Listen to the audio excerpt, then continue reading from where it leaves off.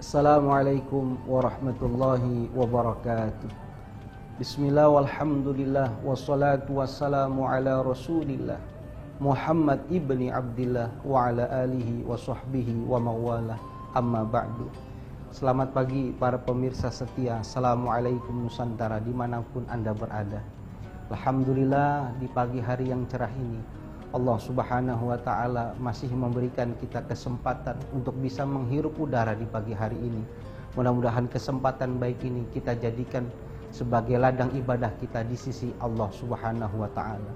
Dan yang terpenting di pagi hari ini, angkat tangan kita doa, kita minta sama Allah, ya Allah berikan inayah pertolongan kepada saya, agar hari yang kau berikan ini menjadi hari yang penuh berkah, menjadi hari yang bermanfaat, hari yang lebih baik daripada hari-hari sebelumnya. Kenapa demikian saudara? Karena Rasulullah SAW dalam satu ungkapannya, beliau membagi manusia menjadi kepada 3 kriteria. Yang pertama, Nabi menggambarkan ada golongan manusia orang-orang yang beruntung. Nabi menggambarkan ada golongan orang-orang yang merugi. Dan ada lagi golongan orang-orang termasuk orang-orang yang dilaknat di sisi Allah subhanahu wa ta'ala. Siapa mereka? Nabi menjelaskan, yang pertama, man kana yaumuhu khairan min amsihi fahuwa rabihun.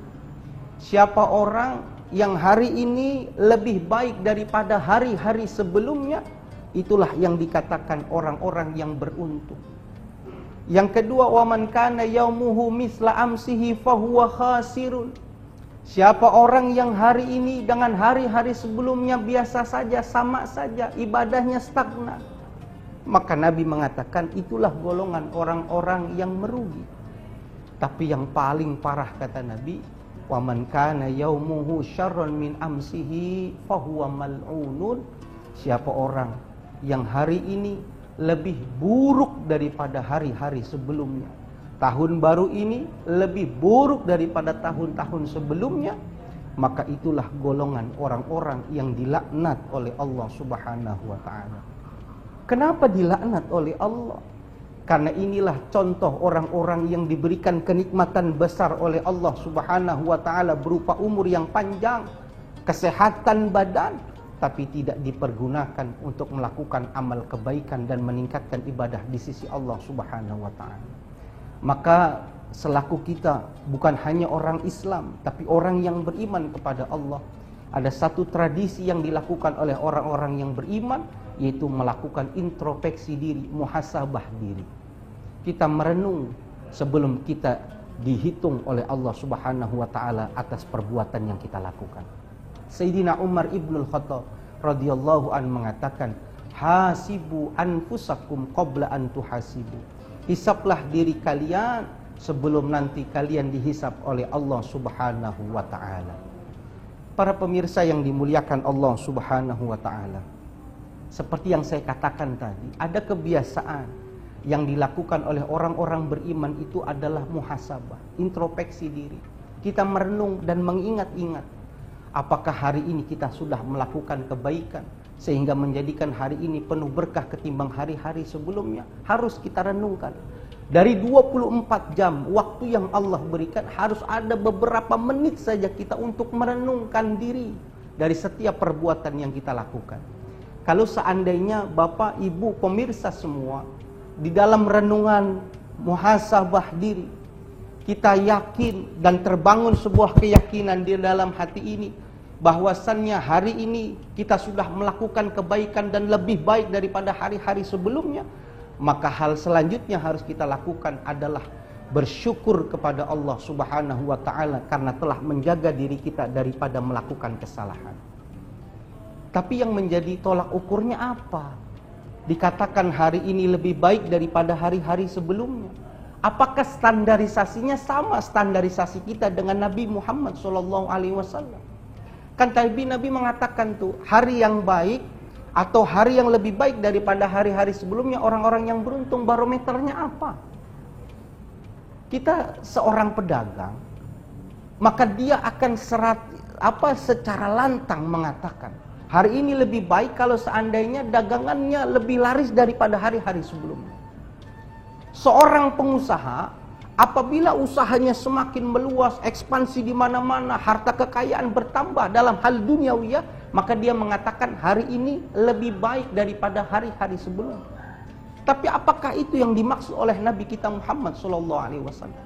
Setidaknya kita harus menilik dalam sebuah riwayat hadis yang ditulis oleh Imam At-Tabarani.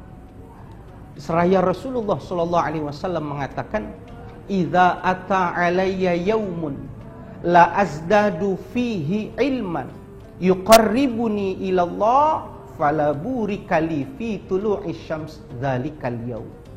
Ini makna hari yang baik dan harus lebih baik. Nabi mengatakan, "Idza ata alayya yaumun," apabila datang satu hari, kata Nabi, "la azdadu fihi ilman," tapi pada hari itu tidak bertambah pada diriku akan satu ilmu, satu pengetahuan, yuqarribuni ilallah, yang dapat mendekatkan diriku kepada Allah, fala burika li fi tulu'i syamsi dzalikal yaum, maka hari itu bukanlah hari terbaik dan tidak ada perubahan di dalam hal ibadah.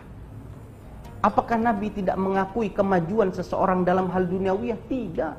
Nabi mengatakan itu satu keberhasilan. Kalau pedagang biasa menjual 100, laku 150 sampai 200, itu kemajuan yang patut disyukuri.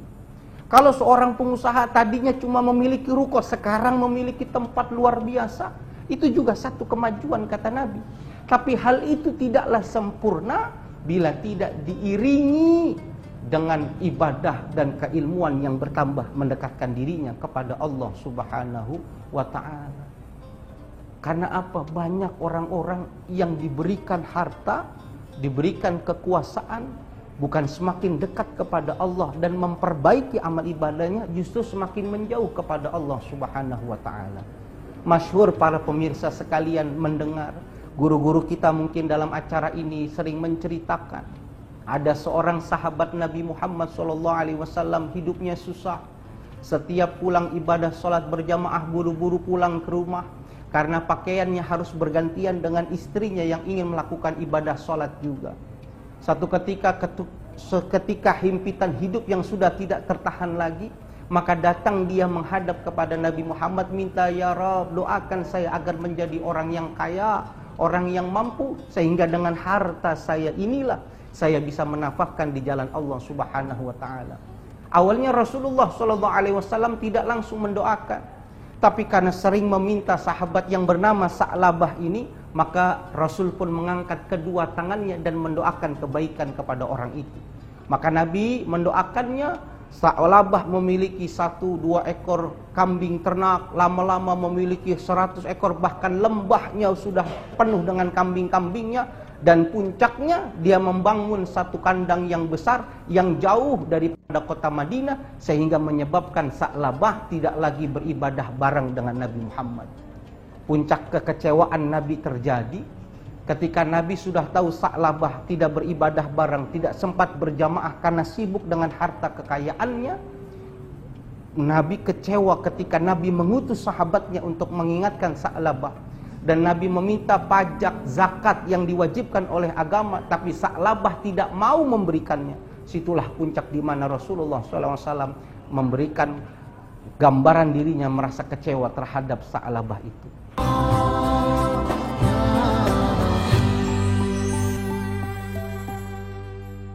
Oleh karena itu, kemajuan kita dalam urusan dunia, majunya kita dalam urusan usaha, berkembangnya usaha kita di dunia diiringi dengan bertambahnya ilmu, yang ilmu itu juga menghantarkan kita menjadi orang yang dekat kepada Allah Subhanahu wa ta'ala.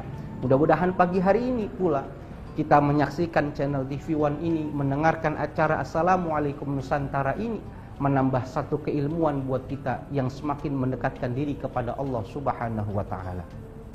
Para pemirsa yang dimuliakan Allah Subhanahu wa ta'ala, kalau seandainya di dalam satu renungan seseorang, dia diam diri merenung, lalu ada sebuah keyakinan yang keluar di dalam hatinya, bahwasannya tahun ini lebih buruk daripada tahun-tahun sebelumnya, hari ini lebih buruk daripada hari-hari sebelumnya, maka hal pertama yang harus dia lakukan adalah bertaubat kepada Allah dan membayar seluruh kewajiban-kewajiban yang dia tinggalkan.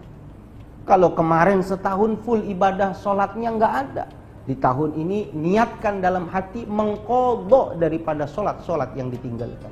Kalau Ramadan kemarin dia tinggalkan dengan sebab berbagai macam alasan yang tidak syar'i, maka tahun ini dia mengqadha, mencicil puasa-puasa. Harus membayar seluruh kewajiban-kewajiban yang ia tinggalkan. Jangan tunda-tunda, karena belum tentu umur kita sampai untuk membayar daripada hutang-hutang kita. Al-Imam Al-Ghazali di dalam kitabnya yang dinukilkan oleh Syekh Amin Al-Kurdi di dalam kitab Tanwirul Qulubnya, seraya mengatakan, inna aktsara siyahi ahlin nar minat taswif famahalaka man halaka illa bitaswif. Sesungguhnya banyak jeritan-jeritan orang-orang yang dimasukkan ke dalam neraka dulunya adalah orang-orang yang menunda-nunda. Famahalaka man halaka illa bitaswif. Tidaklah celaka orang-orang yang celaka kecuali dulunya di dunia dia orang-orang yang menunda-nunda dari membayar kewajiban dan melakukan kebaikan. Jangan bayar kita. Siapa yang memberikan garansi umur kita sampai panjang hingga bisa membayar? Nggak ada. Kematian itu pasti terjadi dan datangnya sekonyong-konyong buat kita. Maka kewajiban buat kita adalah membayar kewajiban-kewajiban yang kita tinggalkan. Para pemirsa yang dimuliakan Allah Subhanahu wa ta'ala, dari 6.660 sekian ayat di dalam Al-Quran, ada satu ayat dalam surat Al-Hasyr yang perlu kita berikan atensi yang besar. Ketika Allah Subhanahu wa ta'ala mewahyukan kepada Nabi Muhammad dan menyampaikan kepada kita umatnya, ayat itu mengatakan, ya ayyuhalladzina amanu taqullah wal tanzur nafsum ma qaddamat lighadi wattaqullah innallaha khabirum bima ta'malun. Wahai orang-orang yang beriman, bertakwalah engkau kepada Allah Subhanahu wa ta'ala. Hendaklah setiap diri, setiap jiwa mempersiapkan bekal untuk kehidupan kemudian setelah kematiannya. Ayat ini seakan-akan memberikan informasi kepada kita adanya sebuah kehidupan setelah kematian kita, yaitu kehidupan yang kekal abadi setelah kehidupan yang fana di dalam kehidupan di dunia ini. Oleh karena itu, kita diperintahkan mempersiapkan diri kita untuk menghadapi kehidupan itu. Maka perlunya itulah introspeksi diri. Jangan introspeksi diri kita pada setiap akhir tahun saja. Entah akhir tahun Islam atau tahun Masehi, barulah kita menintrospeksi diri kita. Seperti seseorang pekerja yang diminta laporan tahunannya, jangan. Tapi introspeksi dirilah setiap waktu, paling minimal sehari sekali kita menintrospeksi diri kita. Agar kita tahu hari ini lebih baik atau tidak. Atau jangan-jangan hari ini menjadi hari-hari yang terburuk dan sia-sia di hadapan Allah Subhanahu wa ta'ala. Inilah yang dilakukan oleh salah seorang sahabat Nabi kita Muhammad sallallahu alaihi wasallam. Begitu dekat dengan Rasul. Di mana ada Rasul, di mana ada sahabat itu. Yang dalam sejarah tercatat orang yang keenam memeluk agama Islam. Banyak riwayat hadis melalui lisannya. Banyak orang-orang mengambil sanad Al-Quran daripadanya. Dan orang yang pertama berani membaca Al-Quran di hadapan orang-orang kufar, yaitu sahabat Abdullah bin Mas'ud. Beliau mengatakan dalam satu ungkapannya, ma nadimtu ala syai'in nadami gharabat fihi syams naqussa fihi al-ajal walam yazid fihi amali. Beliau mengatakan, ma nadimtu ala syai'in nadami, tidak ada satu penyesalan yang terjadi pada diriku. Gharabat fihi syams, ketika datang satu hari hilang matahari dengan terbenam. Naqussa fihi al-ajal, yang pada hari itu semakin berkurangnya umurku. Walam yazid fihi amali, tapi tidak bertambah amal-amalku di sisi Allah Subhanahu wa ta'ala. Inilah penyesalan terbesar yang terjadi pada diriku. Harusnya yang berbicara ini kita, bukan Abdullah bin Mas'ud. Pernahkah kita berdiam diri merenung, banyakkan mana antara amal kebaikan kita dengan keburukan kita? Kalau Abdullah bin Mas'ud jaminan surga sudah ada, begitu dekat dengan Rasulullah. Tapi kita orang-orang yang tidak mendapatkan jaminan, pernahkah meluangkan waktu sedikit untuk merenung daripada setiap perbuatan yang kita lakukan? Oleh karena itu kita perlu meniru keterhati-hatian ulama supaya tidak melakukan sebuah kesalahan di dalam kehidupannya. Beliau memiliki sebuah kebiasaan yang patut kita tiru. Al-Imam Abu Lais Nasr bin Muhammad Samarqandi menceritakan di dalam kitabnya, ada seorang ulama namanya Rabbi Khaisam. Beliau memiliki kebiasaan yang luar biasa. Beliau sadar, kita semua sadar Bapak, yang menjadi beban kita, dosa kita yang paling banyak di dunia ini semuanya bermuara daripada lisan kita.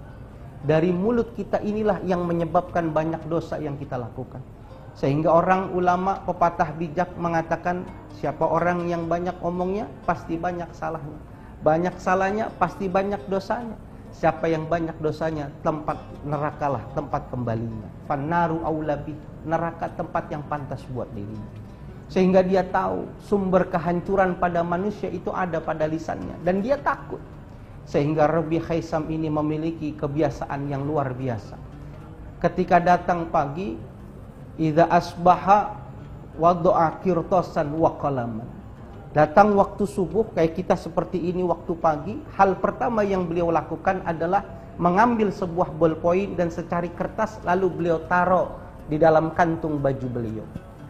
Wala yatakallamu bi kalimatin illa katabaha wa hafadhaha.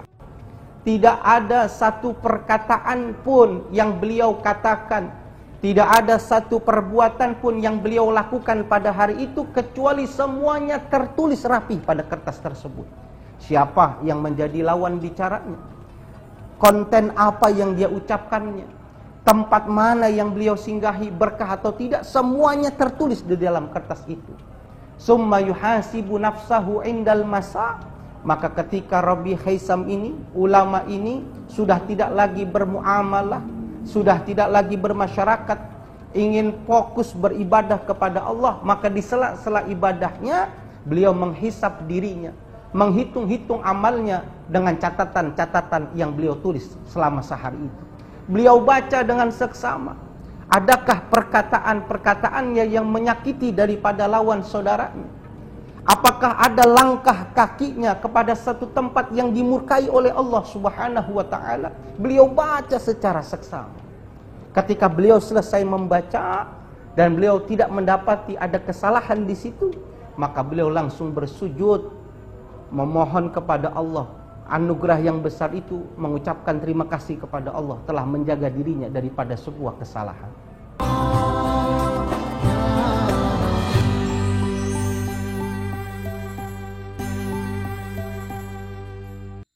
Tapi namun sebaliknya, kalau beliau lihat catatan, beliau lihat ternyata di dalam catatan itu terdapat perkataannya yang tidak pantas, perkataannya yang menyakiti daripada lawan saudaranya. Ada tempat yang tidak pantas untuk didatangi, tapi dia bersinggah di tempat itu, yang tempat itu dimurkai oleh Allah Subhanahu wa ta'ala. Maka hal pertama yang beliau lakukan adalah bertaubat kepada Allah atas kesalahan itu, dan keesokan harinya meminta maaf kepada orang yang mungkin dia sakiti dengan ucapannya. Kenapa begitu takutnya beliau dengan lisannya, dengan perbuatannya? Karena beliau mengingat sebuah ancaman hadis yang disampaikan oleh baginda Nabi kita Muhammad sallallahu alaihi wasallam, "Ma khalaqallahu fil insan afdalu minal lisan." Tidaklah Allah ciptakan pada sosok seorang manusia yang lebih mulia daripada lisannya. Yadkhulul jannah wa yadkhulun nar. Dengan lisan seseorang bisa masuk ke dalam surga, dan dengan lisan pula seseorang bisa masuk ke dalam neraka. Fasjunhu fa innahu kalbun akurun. Maka jagalah lisanmu, karena lisan bagaikan anjing yang menggonggong. Ini sumber petaka sehingga hari kita menjadi hari yang buruk daripada hari-hari sebelumnya, dimulai dengan lisan kita. Kalau kita mau terjaga, lakukan hal yang sama. Atau kalau sulit buat kita untuk mencatat setiap perbuatan dan perkataan kita, minimal mengurangi kita dari berbicara sehingga tidak tergelincir kepada sebuah kesalahan. Ini tradisi orang Islam. Menjaga diri, bermuhasabah, harus dilakukan dalam rangka meningkatkan amal ibadah kita di sisi Allah Subhanahu wa ta'ala. Yang menarik saudara, ada sebuah kisah yang patut kita renungkan. Ada seorang sahabat Nabi Muhammad SAW yang muallif hadzal kitab, pengarang kitabnya tidak menyebutkan siapa nama sahabat Nabi itu untuk memuliakan sahabat itu. Orang yang begitu memikirkan dari setiap kesalahan yang dia lakukan. Sahabat ini memiliki kebiasaan kalau sholat berjamaah pasti pada shaf terdepan walaupun letaknya di pinggir. Karena memang yang di belakang Nabi Muhammad SAW adalah sahabat-sahabat yang senior. Seakan-akan sahabat yang junior, yang masih muda baru tidak di shaf depan karena memang sahabat yang senior ada di depan. Bukan berarti harus, tapi memang itulah penghormatan antara satu sahabat kepada sahabat yang lain. Sehingga sahabat senior di belakang Nabi, sahabat tersebut berada di pojokan. Orang yang selalu melakukan sholat berjamaah dengan Nabi Muhammad tidak terlewat, selalu mendapatkan takbir Nabi Muhammad. Satu ketika diceritakan oleh ulama, keluar dia dari rumahnya, ingin melakukan sholat berjamaah bersama Nabi Muhammad. Baru saja meletakkan kakinya kepada alas kakinya itu, kakinya pada sandalnya itu, maka tidak sengaja matanya melihat kepada sebuah jendela. Yang di jendela itu ada sosok seorang wanita yang merupakan tetangganya dengan menggunakan pakaian yang kurang sopan. Mungkin kita menggunakan pakaian daster, pakaian rumah yang tidak patut untuk dilihat. Maka tidak sengaja dia melihat tetangga yang perempuannya itu menggunakan pakaian yang tidak pantas. Sekali dia melihat langsung menundukkan kepala. Dia jalan ke masjid, sepanjang jalan bahkan sampai beliau sholat masih terbayang-bayang bentuk tubuh dan wajah daripada perempuan itu. Bingung dia, bagaimana menghilangkan daripada bayangan-bayangan itu, sehingga yang terbayang oleh dia dosa yang terus bertambah setiap harinya karena memikirkan akan hal itu. Pada intinya akhirnya sahabat ini tidak berani melakukan sholat berjamaah kepada Nabi Muhammad. Maka ketika Nabi tahu ada sahabatnya yang biasa sholat berjamaah, tidak sholat berjamaah, Nabi bertanya, mana si Fulan bin Fulan? Ya Nabi, Fulan bin Fulan tidak berani melakukan sholat berjamaah. Kenapa nggak berani melakukan sholat berjamaah? Diceritakan Nabi, dia pernah tidak sengaja melihat tetangganya yang perempuan menggunakan pakaian rumah tidak pantas dan teriang-iang di dalam pikirannya, sehingga dia malu dengan apa yang ada pada dirinya itu dari dosa yang ia lakukan. Maka Nabi mengatakan, suruh ia bertaubat. Kalau dengan dia bertaubat, insya Allah Allah akan mengampuni daripada dosa-dosa. Sampaikan kepadanya, suruh bertaubat dia. Maka disampaikan salam Nabi, kau diperintahkan oleh Nabi untuk bertaubat dari kesalahanmu dan Allah insya Allah akan memaafkan dirimu. Maka bertaubat dia, tapi masih tidak mau ke masjid. Maka Nabi katakan, kenapa dia belum ke masjid? Dia masih malu ya Rasul atas kesalahan yang dia lakukan. Padahal satu kesalahan saja yang dia lakukan. Maka katakan kepada dirinya, dia minta maaf, bertaubat kepada Allah. Aku yang bantu dengan bertaubatnya juga atas kesalahan yang dia lakukan. Insya Allah Allah akan memaafkan dari kesalahannya. Nabi bantu mendoakan atas kesalahan orang itu. Yang kita tahu, kalau Nabi meminta kepada Allah, insya Allah diijabah oleh Allah Subhanahu wa ta'ala, yang artinya dosanya dimaafkan. Pemirsa yang dimuliakan Allah, singkat cerita dia masih tidak ke masjid karena malu dengan kesalahannya. Nabi bahkan dikabari, wahai Rasul, sahabat kita yang memikirkan satu kesalahan tadi sekarang sakit kritis gara-gara mikirin satu kesalahan. Maka Nabi dan beberapa sahabat lainnya datang menjenguk. Maka ketika Nabi sampai, Nabi ambil kepala orang tersebut, diletakkan di kaki Nabi, di paha Nabi. Maka orang tersebut, sahabat itu menggeserkan kepalanya seraya menolak. Maka ditarik lagi oleh Nabi, menolak lagi. Seraya Nabi mengatakan, kenapa kau tidak mau kuletakkan di atas pahaku?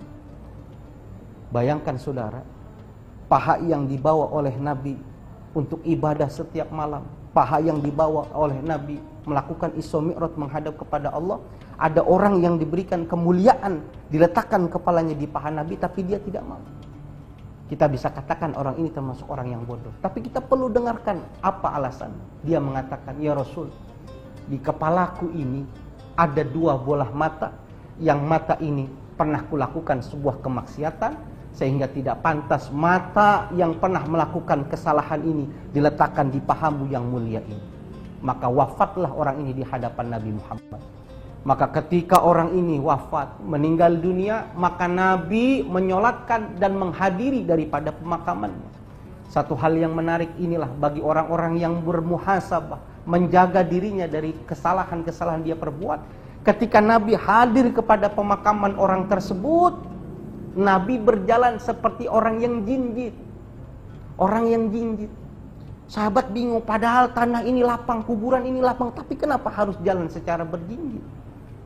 Maka sahabat bertanya, "Ya Rasul, kenapa kau jalan jinjit? Bukankah tanah ini cukup luas?" Maka Nabi mengatakan, seandainya kau bisa melihat dari apa yang aku lihat, bahwasannya Allah telah menurunkan seluruh malaikat-malaikatnya untuk hadir kepada pemakaman sahabat ini karena memikirkan dari satu kesalahan yang dia lakukan. Ini satu kesalahan dipikirkan sampai datang ajal kematiannya. Pernahkah kita orang yang banyak dosa-dosanya memikirkan dari kesalahan yang pernah kita lakukan? Mudah-mudahan renungan pagi ini bermanfaat bagi kita semua. Subhanakallahumma wa bihamdi asyhadu an la ilaha illa anta astaghfiruka wa atubu ilaik. Assalamualaikum warahmatullahi wabarakatuh.